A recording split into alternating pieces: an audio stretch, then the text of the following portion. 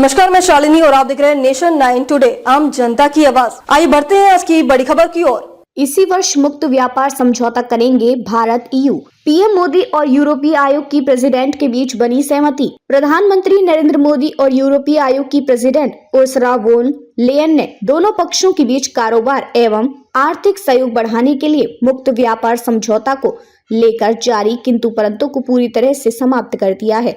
दोनों नेताओं ने इस बारे में प्रतिबद्धता जताते हुए अपने संबंधित मंत्रालयों को निर्देश दिया कि दोनों पक्षों के हितों के मुताबिक भारत EU व्यापार समझौते पर इस वर्ष के अंत तक मुहर लगाई जाए। भारत ने ब्रिटेन के साथ FTA पर वार्ता की नई सिरे से शुरुआत की। सोमवार को ही भारत ने ब्रिटेन के साथ FTA पर वार्ता की नई सिरे से शुरुआत की है, जिसे 2025 में ही अंतिम रूप देने का लक्ष्य है। साफ है कि जब कई देश अपनी इकोनॉमी बंद करने में जुटे हैं और दूसरे देशों पर आयात शुल्क लगाकर वैश्वीकरण की राह में अड़ंगे लगा रही हैं, तब भारत FTA को लेकर मुखर है। संभवतः यही कारण है कि प्रेसिडेंट उर्सुला ने भारत को मौजूदा वैश्विक अस्थिरता में निश्चितता का स्तर करार दिया है। प्रेसिडेंट उर्सुला के साथ यूरोपीय संघ EU के 27 देशों में से 22 देशों के आयुक्त तो भारत दौरे पर आए हैं। पहली बार EU का इतना बड़ा दल किसी दूसरे देश की यात्रा पर आया है।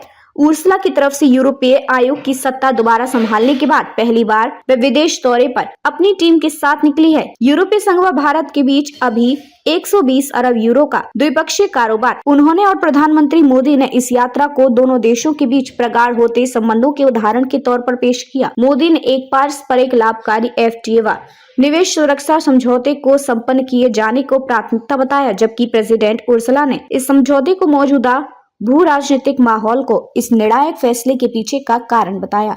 यूरोपीय संघ व भारत के बीच अभी 120 अरब यूरो का द्विपक्षीय कारोबार होता है, जो FTA के बाद कई गुना बढ़ सकता है।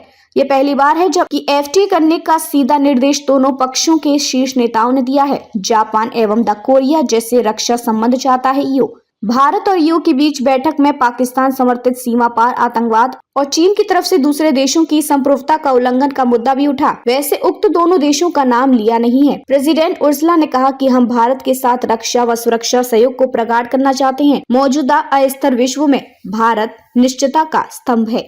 हमें मालूम है कि अधिनायकवादी शक्तियां मजबूत हो रही हैं, सीमाओं का उल्लंघन कर रही हैं और समुद्र में शांति के लिए खतरा बन गई हैं। ऐसे में हमें जमीन, समुद्र व अंतरिक्ष में सुरक्षा सहयोग को मजबूत करने की जरूरत है। उन्होंने भारत के साथ वैसे भी रक्षा संबंध बनाने की बात कही जैसे यूरोपीय देशों के जापान व दक्षिण कोरिया से हैं। भारत EU स्वाभाविक रणनीतिक साझेदारी। मोदी प्रधानमंत्री मोदी ने कहा कि आज विश्व अभूतपूर्व बदलाव के दौर से गुजर रहा है। भू आर्थिकी एवं राजनीतिक परिस्थितियों में तेज गति से बदलाव आ रहे हैं। पुराने समीकरण टूट रहे हैं। हमारे साझेदारी का महत्व कई गुना बढ़ जाता है। लोकतांत्रिक मूल्यों, रणनीतिक स्वायत्तता व कानून आधारित वैश्विक व्यवस्था में साझा विश्वास भारत व EU को जोड़ता है। इस तरह से हम स्वाभाविक रणनीतिक साझेदार हैं। 8 महत्वपूर्ण कदम उठाने पर सहमति। EU के आयुक्तों के साथ पिछले 2 दिनों में मोदी सरकार के कैबिनेट मंत्रियों की अलग अलग कई स्तरों पर बात हुई है। शीर्ष नेताओं की बैठक के बाद एक लीडर्स स्टेटमेंट जारी किया गया, जो एक तरह से भारत EU के भावी संबंधों का रोड मैप है। इसमें 8 महत्वपूर्ण कदम उठाने पर सहमति बनी है। FTA को सबसे ऊपर रखा गया है। भारत से मध्य पूर्व होते हुए यूरोपीय देशों तक ढांचागत नेटवर्क बनाने की परियोजना पर सभी साझेदारों से बात करना भी शामिल है।